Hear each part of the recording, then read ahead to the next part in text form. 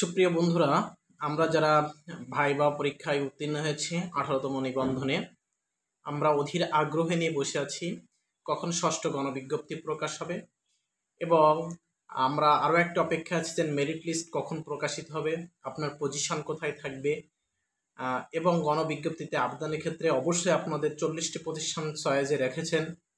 এখন বিষয়টা হচ্ছে এই যে 40টি প্রতিষ্ঠান আমরা চয়েস দিব, এই প্রতিষ্ঠান সম্পর্কে বিস্তারিত অনেকে পক্ষে তথ্য নেওয়া সম্ভব হয়ে ওঠে না। বিশেষ করে নারীদের ক্ষেত্রে হচ্ছে প্রতিষ্ঠানের খোঁজখবর নেওয়া খুবই একটু কঠিন হয়ে যায়। এছাড়াও অনেক প্রতিষ্ঠান আমরা নিজেরাও চিনি না কিংবা তথ্য অনেক সময় প্রতিষ্ঠান থেকে পাওয়া যায় না।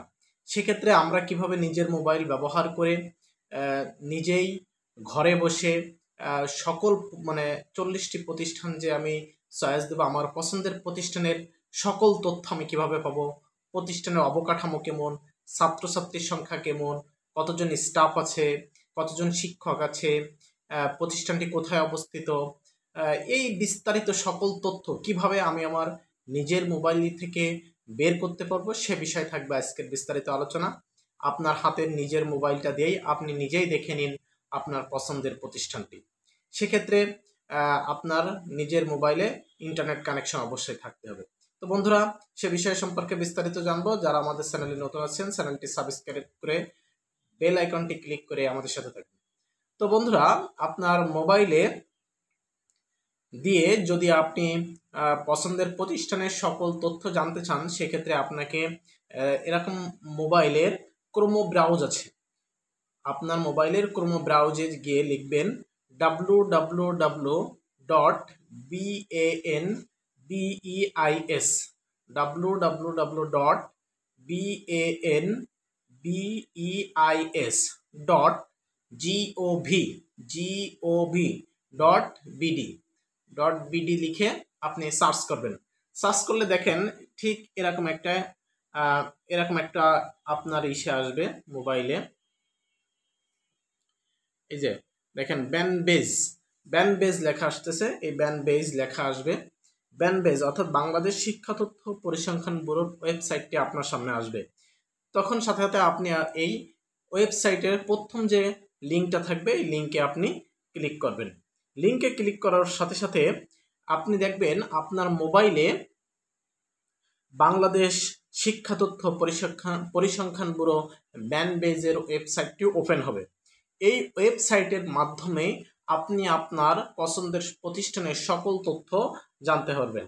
আপনার মোবাইলটির ভিতরে গিয়ে আপনি দেখবেন মোবাইলের ভিতরে লেখা আছে মেনু সার্চ লেখা আছে।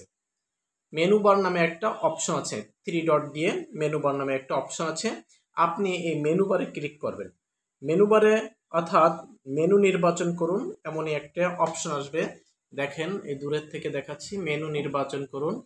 এই অপশন আসলে আপনি এই মেনুতে এখানে ক্লিক করবেন। ঠিক এখানে ক্লিক করবেন। ক্লিক করলে দেখেন এখানে লেখা আছে ইনস্টিটিউট সার্চ। ইনস্টিটিউট যে সার্চ আছে, এই যে এখানে এই যে অপশনে এই ইনস্টিটিউট সার্চে আপনি ক্লিক করবেন।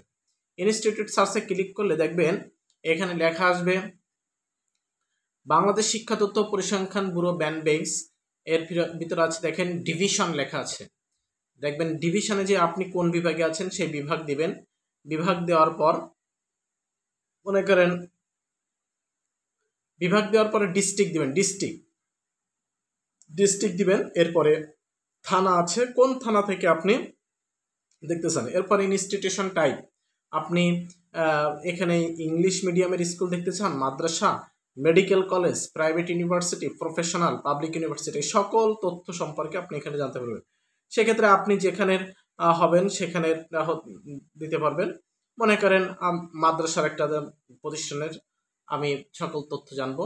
এরপরে ম্যানেজমেন্ট টাইপ, এখানে হচ্ছে নন গভর্নমেন্ট দিবেন। যেহেতু বেসরকারি নিবন্ধন NTRCI, এটা বেসরকারি নন গভর্নমেন্ট, এখানে আপনি ক্লিক করবেন। ক্লিক করার পরে দেখবেন আপনার নিচে আছে EIN নাম্বার। এই EIN নাম্বার, এখানে যদি EIN নাম্বার যদি আপনি নির্দিষ্ট কোনো প্রতিষ্ঠান সম্পর্কে জানতে চান তাহলে শুধুমাত্র EIN নাম্বার দিলেই আপনার নির্দিষ্ট প্রতিষ্ঠানটি আসবে। আর যদি আপনি EIN নাম্বার না জানেন তাহলে ওটা বাদ দিয়ে আপনি নিচে দেখেন ফাইন্ড ইনস্টিটিউট। এই ফাইন্ড ইনস্টিটিউটে আপনি সার্চ দিবেন।